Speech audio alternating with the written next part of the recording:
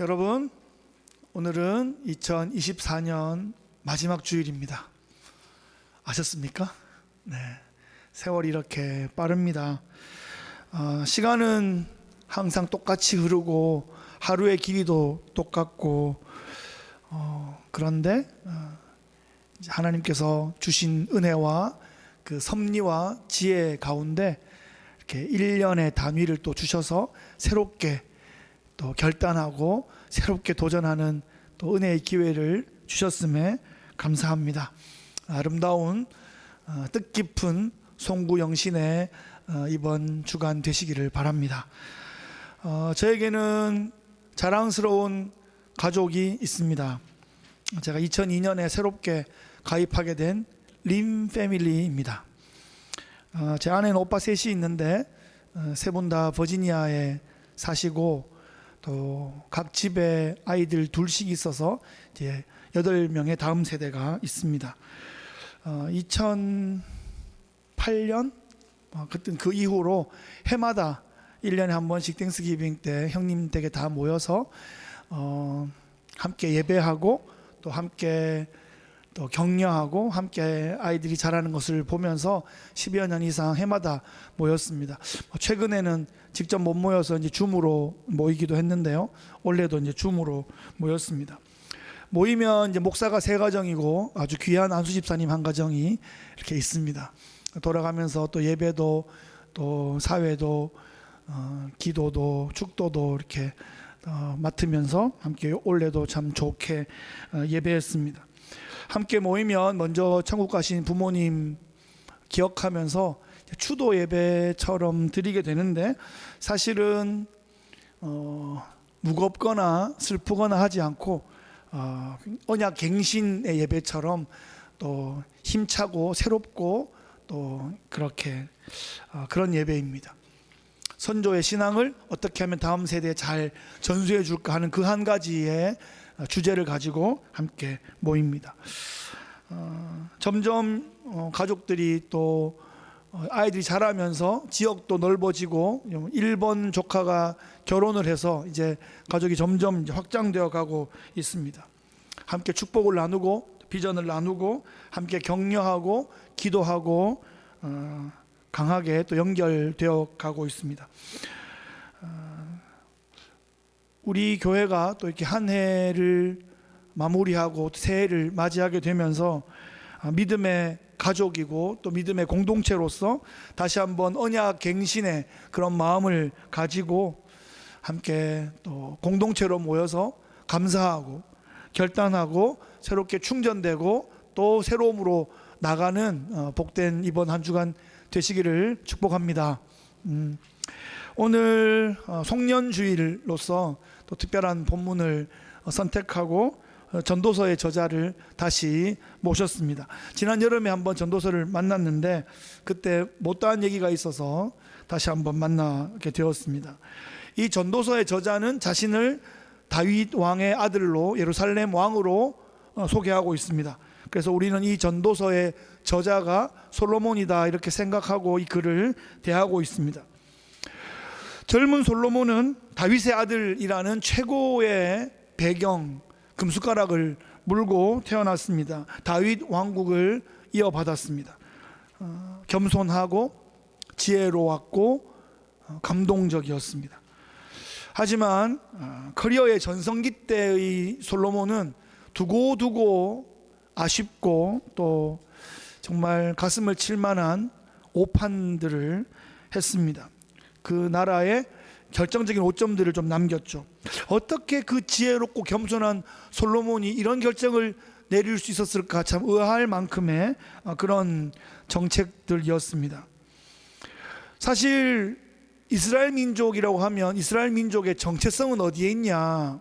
물론 아브라함을 부르심으로부터 시작하지만 이스라엘 민족은 애굽에서 종살이하던 민족이 출애굽하게 되며 하나님의 약속의 땅으로 갔기 때문에 민족의 정체성은 출애굽의 영성에 담겨 있거든요.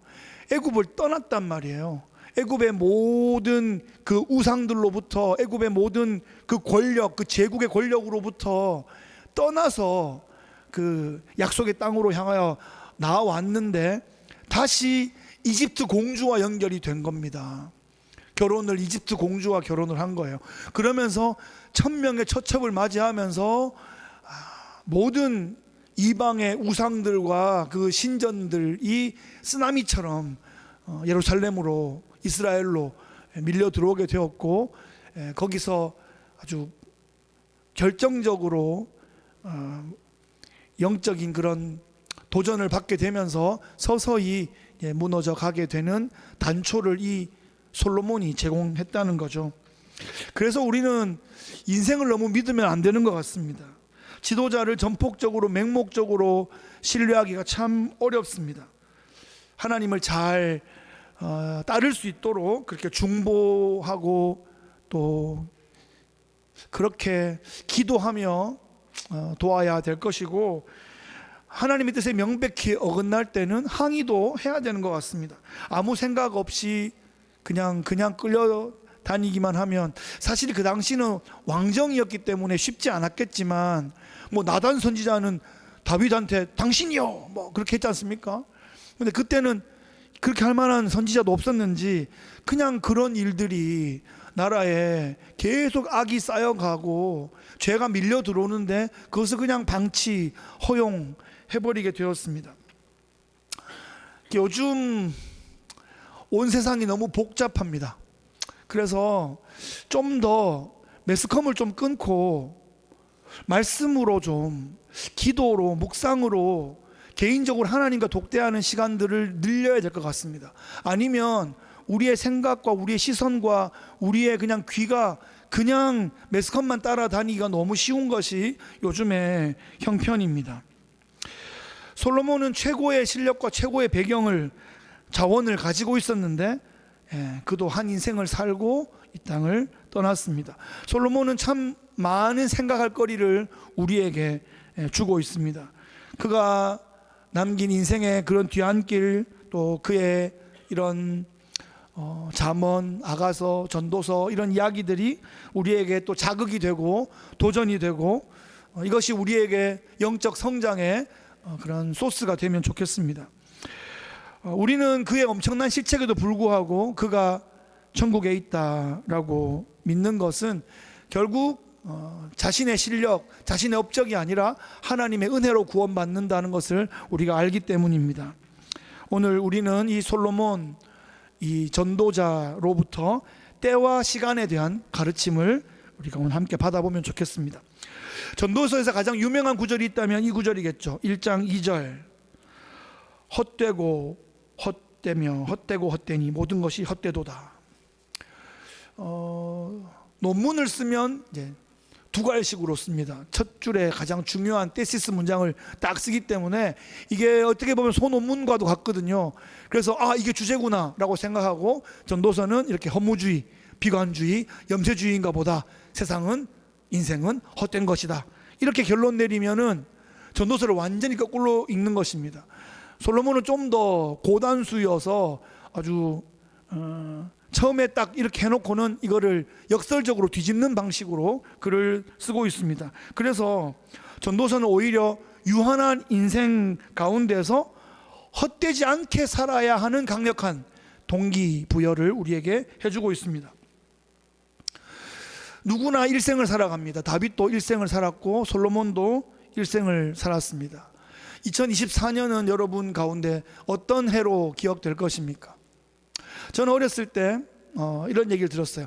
뭐 세상에서 가장 잘생긴 사람이 누구냐? 그러면 알랑들롱이라고 했습니다. 저는 그 사람 나온 영화도 본 게 없는데 알랑들롱이래요.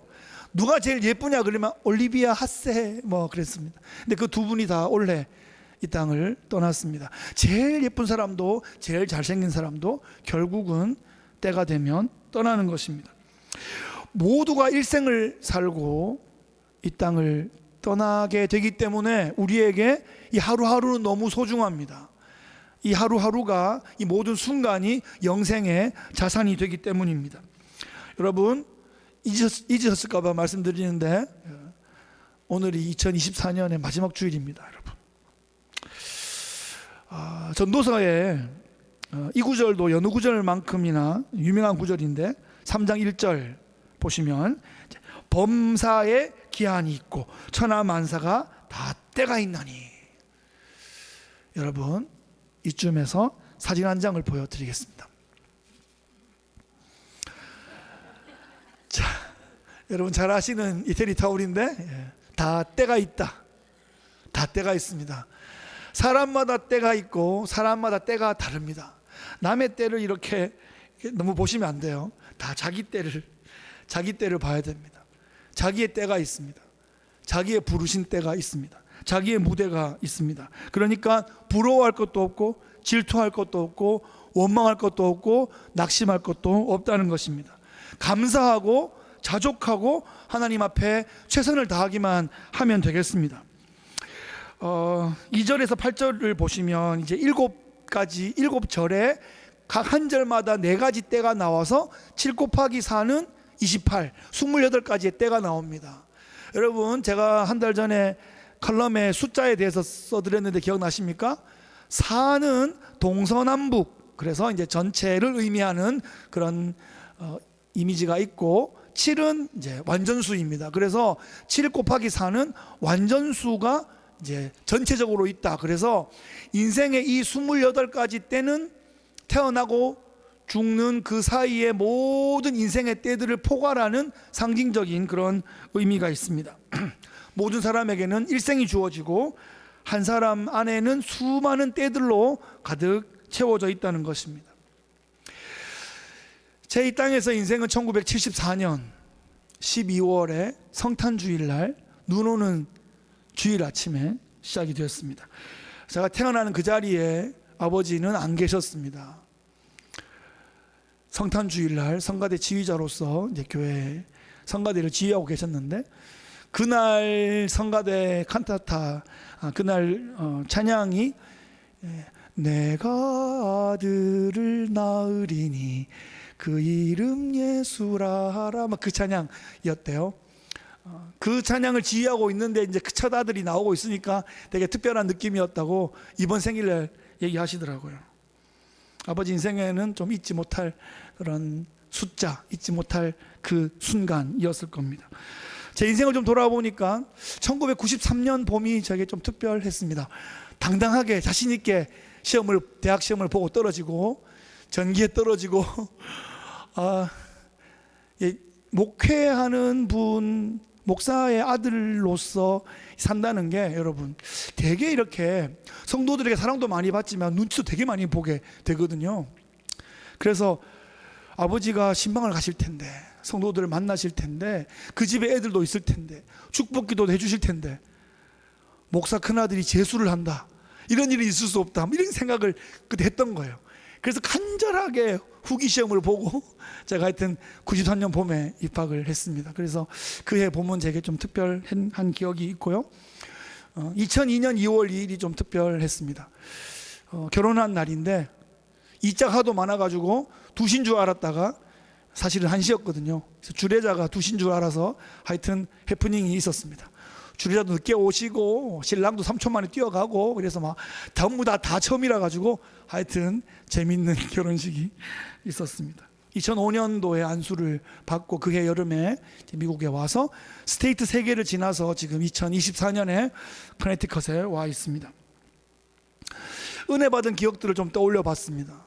1987년 8월 대구 팔공산 수양관에서 아주 회개와 복음과 아주 큰 그런 구원의 은혜를 체험한 그런 날이 있었고 1994년 6월에 신촌에서 찬양 집회를 통해서 강력한 성령의 은사의 체험을 했던 그 순간이 지금도 영상의 머릿속에 남아 있습니다.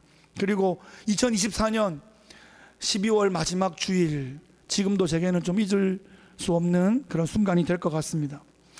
작년 이맘때에 이제 우버 운전을 하던 때인데 집에 한 12시쯤 들어오면 이제 아내와 함께 동네 산책을 1시간 정도 하면서 이런저런 믿음의 얘기들을 많이 나누었습니다. 그때 이런 얘기를 나눴던 기억이 나요. 2024년 12월 마지막 주일에는 우리 어디에 있을까? 이런 얘기를 나눴습니다. 아마 동부에 있을 거야. 추울 거야. 코끝이 쨍할 걸. 뭐 이런 얘기를 나눴던 기억이 있습니다. 그리고 둘째 아들도 자기 믿음대로 동부에 있는 학교만 지원하고 지금 멀지 않은 곳에 기차를 타고 왔다 갔다 하고 있습니다. 하나님께서 자기 자녀들의 작은 신음에도 귀를 기울이시고 믿음의 고백을 들으신다고 믿습니다. 아버지 목회를 바라보며 자랐고 저도 목회를 따라가면서 목회가 무언가, 이것은 성도들과 그들의 인생의 때를 함께하는 것이다, 그런 것을 좀 배워가게 됩니다. 제가 전임 사역을 하게 되면서 첫 번째 맡았던 그 팀이 영커플 신혼부부들이었습니다. 그 신혼부부들을 만나면 주로 어떤 얘기를 하게 됩니까? 둘이 언제 만났지? 뭐 이런 얘기.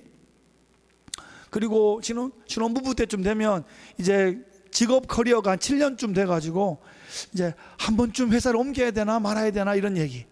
또 아기가 이제 태어나면 이제 기저귀는 언제 떼는지, 이유식을 언제 먹는지 뭐 이런 그런 때들의 얘기를 하게 되는데 한 4년 반 정도 하고 소망회를 맡았습니다.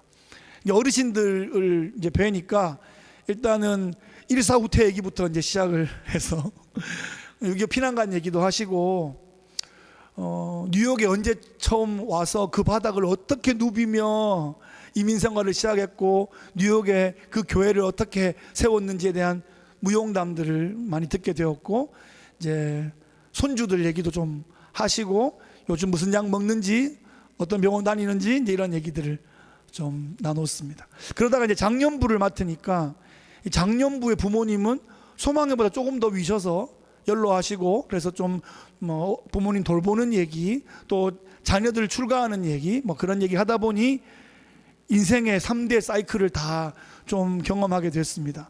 아니 그보다 이제 제가 아들로 자라다가 아들을 키우다 보니까 제가 이제 큰 아들을 가끔씩 혼을 낼 때가 있는데, 혼을 내다 보면 이 착각이 막 드는 것이 그 아들이 저 같고 제가 아버지 같은 거예요. 포즈도 비슷하고 용어도 비슷하고 톤도 비슷하고 손짓도 비슷하고, 아 이렇게 30년의 한 사이클을 이렇게 무대를 이렇게 밀면서 자라 나오는구나, 그런 생각들을 하게 됩니다. 28가지의 모든 인생의 때들을 우리가 경험해 나가면서 우리는 그렇게 어른이 되어가고 후손들을 축복하고 응원하는 자리로 점차 옮겨가는 것 같습니다. 전도자는 이렇게 인생의 모든 때들을 포괄하면서 이런 통찰력 있는 문장을 남기고 있습니다. 3장 11절 보시면 같이 한번 읽어보시죠. 시작. 하나님이 모든 것을 지으시되 때를 따라 아름답게 하셨고 또 사람들에게는 영원을 사모하는 마음을 주셨느니라. 그러나 하나님이 하시는 일의 시종을 사람으로 측량할 수 없게 하셨도다. 아멘. 예, 전도서의 요절이고 명문입니다. 두고두고 이 문장을 좀 기억해 주시면 좋겠습니다. 인생의 모든 때를 하나님이 주관하신다는 것이고, 날 때와 죽을 때 사이에 있는 모든 때들을 하나님이 다 섭리하시고 다스리신다는 겁니다. 왜냐하면 날 때를 내가 통제할 수 없었죠.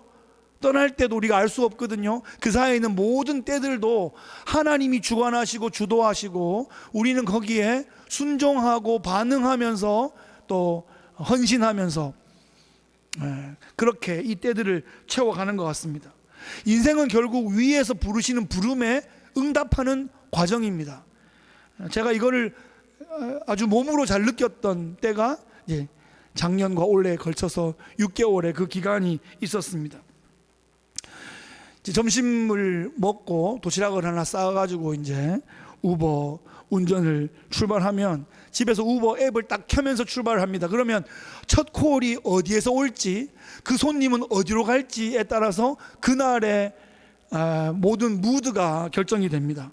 처음에 첫 손님이 만약에 공항으로 갔다, 그러면 공항 호텔 이렇게 아주 그런 날은 좋은 날인데 팁도 많고 그런 날이 있고, 한번 다운타운으로 한번 들어가면 그 밤새 거기를 못 빠져나오고 계속 그 어둡고 점점 어두워지는 다운타운에 계속 어두운 안팎의 기운 가운데 이렇게 지내는 날도 있고, 한번 콜이 시골로 멀리 한번 들어가면 어쩔 수 없이 빈 차로 시내까지 나와야 되는 경우들도 있고, 그러면서 제가 서울역 앞에서 안산 안산 하시는 택시 기사들, 왜 저러신지 알겠어. 그분 집이 안산이야. 서울에 나왔는데 누구 태워서 들어가겠다는 거죠. 3만 원 하다가 안 되면 2만 5천 원, 2만 원, 결국 집에 들어갈 건데 우리 동네 태워가겠다. 그런 절박한 마음도 좀 느껴졌습니다. 그런데 이제 어디로 갈지를 제가 막 정할 수가 없어요. 콜이 오는데 제가 거절할 수는 있습니다. 그런데 이걸 계속 거절하면 수락률이 낮아지고, 수락률이 낮아지면 제가 가지고 있는 베네핏이 계속 떨어지기 때문에 초기에는 일단 오면 콜을 다 받게 돼요. 그래서 어느 구석이든 막 가게 돼서 제가 그 브로드 템파 지역을 모든 구석구석마다 다 다녔습니다. 블루, 골드, 플래티넘, 다이아몬드까지 5주 만에 한 다음에 그걸 6개월 동안 계속 유지를 하려고 그러면 계속 그 콜을 또 잘 받아야 되거든요. 나에게 주시는 위로부터 오는 콜이다 생각하고 즐겁게 이제 순종했던 기억들이 있습니다.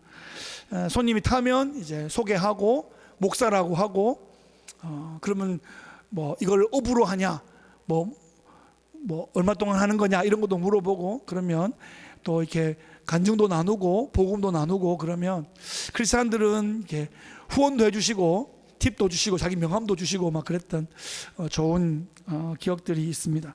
6개월 동안 1278명의 손님을 만나고 복음을 나누고, 또 혼자 있을 때는 찬양하고 기도하고 선포하고 창문 내리면서 팔을 막 휘저으면서 이렇게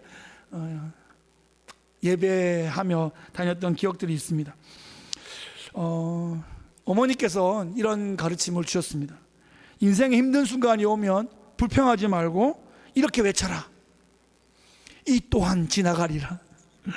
어머니는 그 한 문장을 그렇게 수십 년간 필요할 때마다 외치시면서 인생의 고개들을 넘어오셨습니다.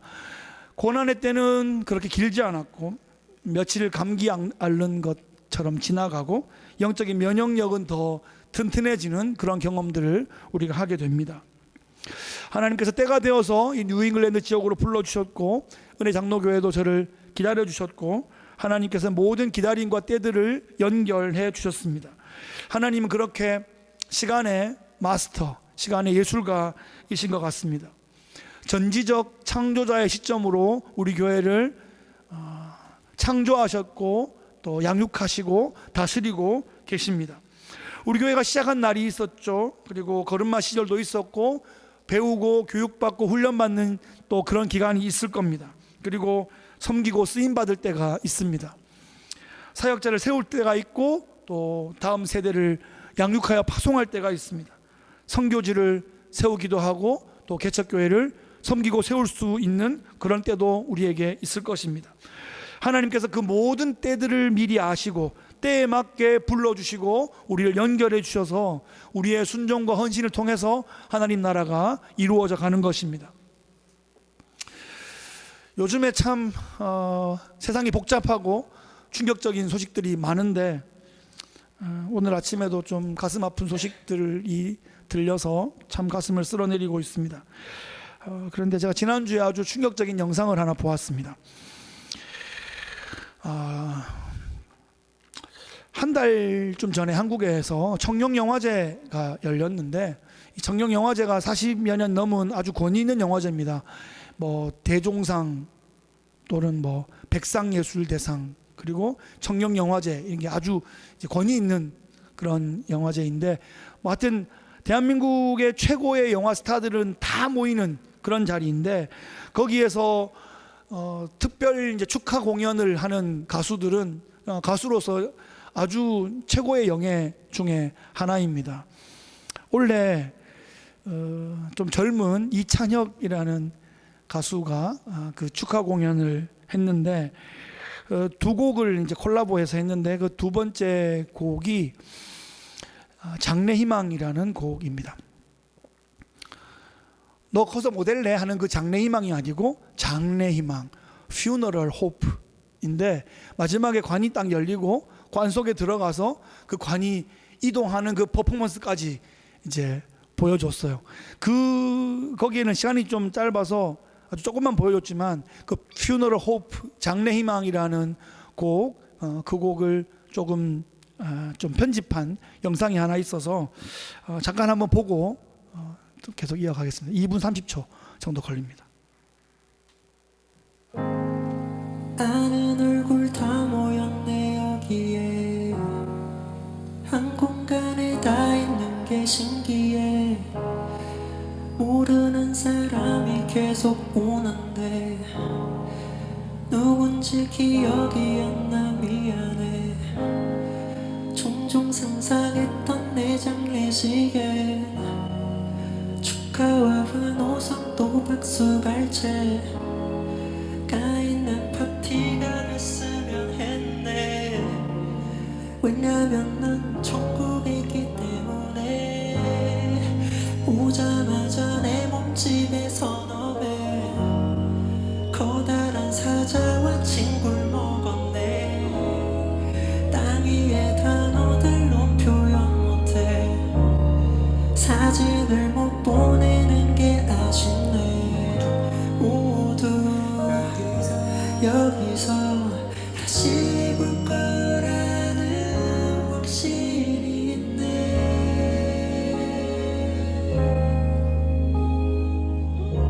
내 맘을 가져는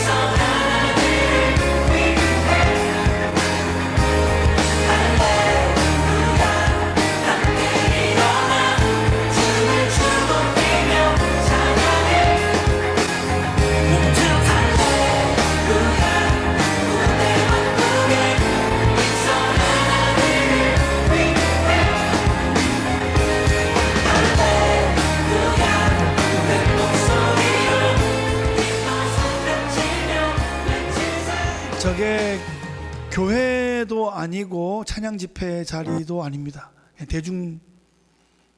대중들 앞에서 그냥 음악 대중 콘서트 중에서 저런 강도의 찬양이 울려 퍼질 수 있다는 거, 그리고 저 노래의 그 앞부분과 또 마지막 부분이 그 한국 최고의 스타들이 보는 앞에서 펼쳐졌다는 거, 그게 강렬한 좀 도전과 충격이었습니다. 자신의 장례식은 축하와 환호성과 박수의 갈채가 있는 파티였으면 좋겠다. 왜냐하면 나는 천국에 있기 때문에. 가사가 조금 틀렸는데 나는 천국에 있기 때문에 라고 말하고 있습니다. 천국에 가자마자 누구랑 친구 먹었대요? 내 몸집에 서너 배 되는 사자와 친구를 먹었대요. 무슨 얘기인지 아시죠? 나니아 나라의 이야기에 나오는 아슬란 이야기입니다. 아슬란은 나니아 나라의 창조자이고 섭리자이고 통치자이며, 그것보다 자신을 배신한 그 소년을 위해서 흠없는 자로서 대신 죽어 주어서 그를 살리고 부활한 구원자였습니다. 그 아슬란, 그 예수님과 함께 천국에 가서 친구를 먹기 때문에 자신은 너무 이런 축제의 춤을 추고 있는, 세상에 유명한 가수들, 댄서들이 춤을 얼마나 잘 춥니까? 그런데 그런 춤하고 좀 질이 다르지 않습니까? 진짜 주 안에서 자유함의 춤 아닙니까? 우리 교회가 시작되었을 때 그 교회 중요한 카피 중에 자유함을 누리는 공동체라는 그런 게 있는데, 이런 게 주 안의 자유함입니다. 아빠 앞에서 기뻐 뛰는 그 꿈의 나라에 입성한 아들이 아빠 앞에서 기뻐 뛰는, 법궤 앞에서 기뻐 뛰는 다윗의 그런 춤 같은 그런 퍼포먼스입니다. 세상이 우상처럼 떠받드는 그 최고의 스타들 앞에서 나는 나의 아빠를, 그 나라를 찬양한다 하는 것을 당당하게 보여준 이 크리스찬 아티스트 이찬혁 군을 응원합니다.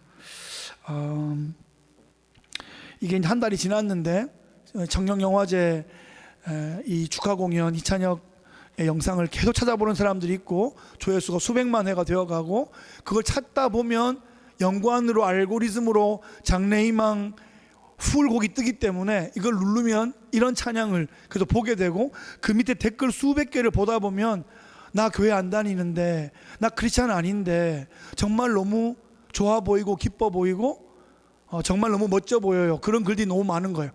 목사 1000명이 못하는 일을 이 크리스찬 아티스트가 해내고 있는 것입니다.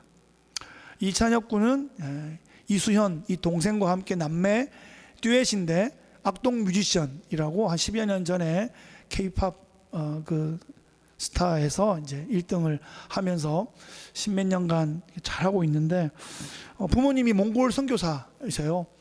그래서 학교도 중학교밖에 못 나왔고 그냥 자유롭게 그냥 집에서 부모님이 홈스쿨링 하면서 컸고, 그러다가 아빠 기타를 막 뜯다가 만지다가 그냥 이렇게 돼버린 겁니다. 자유롭게 애들을 리듬 안에서 은사를 발휘하도록 풀어놓으니까 이런 자유함이, 이런 천재성이, 이런 창조성이 나오는 것이죠. 이찬혁 군이 천국에 입성하기 전에 자기가 버킷리스트를 다 해보겠다라는, 또 파노라마라는 노래도 있는데, 사람들마다 죽기 전에 꼭 해보고 싶은 버킷리스트 있으실 겁니다. 여러분은 어떻게 좀 작성해 놓으셨습니까? 이건 꼭 먹어봐야지, 여기 꼭 가봐야지, 버킷리스트라고 하는데, 여러분은 어떤 버킷리스트로 여러분 리스트를 채우고 있습니까? 제가 몇 가지 좀 제안을 한번 드려보겠습니다. 첫째는 가족들과 여행을 하시고 좀 추억을 좀 가지시면 좋겠습니다. 할 수 있을 때 가족과 함께 여행하고 추억을 만드십시오. 시간이 많지 않습니다. 시간이 우리를 그렇게 기다려주지 않습니다. 시간은 결코 나지 않습니다. 시간은 내야 나는 겁니다. 여러분 갖고 있는 얼마간의 돈과 이 추억을 바꾸십시오. 돈을 주고 추억을 살 만한 충분한 가치가 있습니다. 나중에 그 추억들이 우리의 삶을 또 견디게 해주고 또 새롭게 해주는 그런 좋은 자원들이 될 것입니다. 어른들이 나이가 더 드시기 전에, 우리 아이들이 더 빨리 자라기 전에 시간들을 꼭 내면 좋겠습니다. 가족은 하나님께서 주신 생명과 축복의 그런 공동체입니다. 나중에 가족만 남습니다. 예수님 그런 얘기 하셨습니다. 가족을 사랑하지 않는 사람은 불신자나 이방인보다 못하다라고 질책을 하셨어요. 그만큼 가족을 잘 돌아보시면 좋겠고, 둘째는 목사로서 제가 부탁드리는 것은 교회의 사역에 좀 동참하는 버킷리스트를 좀 한번 작성해 보시면 좋겠습니다. 교회는 좀 죄송한 표현이지만 이렇게 회비 내고 밥 먹으러 오는 동창회 같은 곳이 아니잖아요. 그죠? 교회는 하나님 나라입니다. 왕의 나라에 입성한 그 하나님의 나라를 미리 맛보고 경험하는 생명의 공동체이고 천국 식탁의 공동체거든요. 교회는 그리스도의 몸이고 나는 그 몸의 지체로서 부름 받았습니다. 모든 인생들의 때가 다 자기 때가 있는 것처럼 자기의 퍼즐 조각이 있습니다. 자신의 그 위치에서 섬길 수 있는 그 지체로서의 역할이 있습니다. 그것을 내가 잘 감당해 줄 때 교회가 생명력 있어지고 더 활력이 있어지는 겁니다. 나랑 똑같은 사람은 세상에도 없고 우리 교회 안에도 없습니다. 비교할 것 없고 내가 할 수 있는 부분을 감당해 주면 좋겠습니다. 그러면 좀 더 보람 있고 재미있고 열매 있는 그런 교회 생활 할 수 있을 것 같습니다. 당회에서 요청드리면 또 서리집사로도 섬겨주시고 재직회원으로 함께해서 교회를 세워가는 그런 동력이 있으면 좋겠습니다. 하나 더 부탁드리면 교회 소그룹에 참여하시면 좋겠습니다. 공예배에서는 이 대그룹에서는 주로 말씀을 듣게 되고 수동적으로 듣게 되고 또 어찌 보면 일방 스피치일 수 있는데 함께 나누는 그런 모임이 꼭 필요합니다. 소그룹에서는 함께 나누는 거거든요. 소그룹 리더는 강사라기보다는 사회자입니다. 그래서 소그룹 리더는 사실 분배를 잘해주면 돼요. 유재석처럼 말해보라 그러고 잘한다 그러고 말해보라 그러고 잘한다 그러고 그것만 잘 해주면 이제 이 안에서 충분한 자기들의 스토리텔링을 하면서 그것이 어우러지는 또 다른 가족으로서의 하나의 또 이야기들을 만들어 갈 수 있습니다. 크리스찬들은 자기 얘기가 필요합니다. 자신의 내러티브, 자신의 스토리텔링이 필요합니다. 그래서 모이면 자기 얘기를 그냥 하면 좋을 것 같아요. 그리고 서로 들어주면 좋겠습니다. 남 얘기 말고 들은 얘기 말고 자기 얘기들을 서로 나누는 그런 공동체, 동산 모임에 꼭 참여해 주시기를 바랍니다. 광야의 이야기를 서로 솔직히 나눌 때 우리는 전우가 되고 식구가 될 것입니다. 말씀을 정리하겠습니다. 오늘 말씀의 제목은 헛되지 않은 삶을 위하여 라고 정했습니다.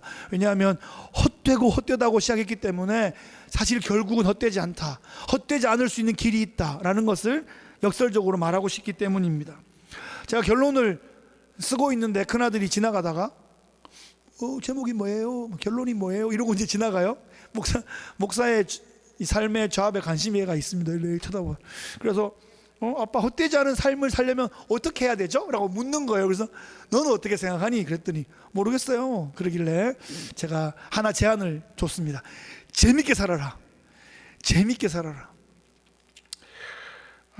삶은 재밌어야 됩니다. 하나님이 우리 각자에게 삶을 주시고 그것을 재밌게 신나게 힘차게 살아갈 때 기뻐하시지 어디 후주근하게 휘쭈그레하게 어디 뭐 차만 밑에서 비 맞은 중처럼 이렇게 있으면 하나님 답답하시지 않겠어요?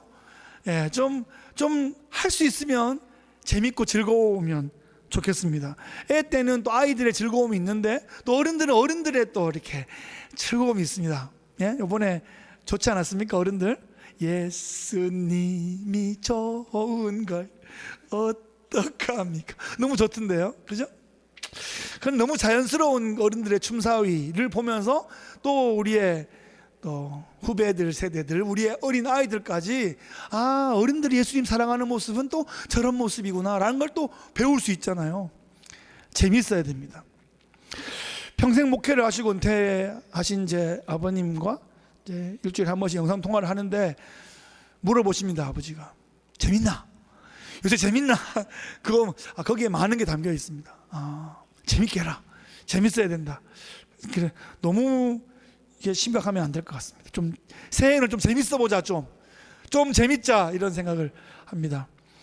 한국의 어떤 목사님이 지금 그분도 은퇴하셨는데 그분은 에너지가 막 뛰는 거예요, 이렇게. 그래서 주일날 오시면 만보기를 차고 올라가서 설교를 개 뛰면서 하세요. 그러니까 주일날 설교만 마치고 나왔는데 만보계가 이미 만보를 넘고 막 이런 분이 계신데 이게 너무 좀 정신없을 수도 있지만 하여튼 좀 에너지가 좀 있어야겠다, 즐거워야겠다 그런 생각을 합니다. 제가 좋아하는 한국의 문화심리학의 대가 김종훈 교수님이 사람들이 죽을 때 껄껄껄하고 죽는다 이런 얘기를 하셨습니다. 뭐 웃는다는 얘기가 아니라 좀 더 베풀고 살걸, 좀 더 용서하며 살걸, 세 번째가 좀 더 재밌게 살걸 하고 죽는데요. 너무 심각해 다들. 좀 즐겁게 재밌게 사는 것이, 인생은 결국 재미다. 그분이 이제 사실 심리학을 하면서 재미학을 개발하셔가지고 인생은 재밌게 살아야 된다 그런 얘기를 하시는데 나중에 이거 몰아서 하려고 그러지 말고 평소에 재밌는 것들을 좀 찾아내고 성경이 허용하고 공동체가 보호하는 안에서 할 수 있는 거 좀 다 해보시고 좀 자유주 안에서 자유함을 좀 누리면 좋겠습니다.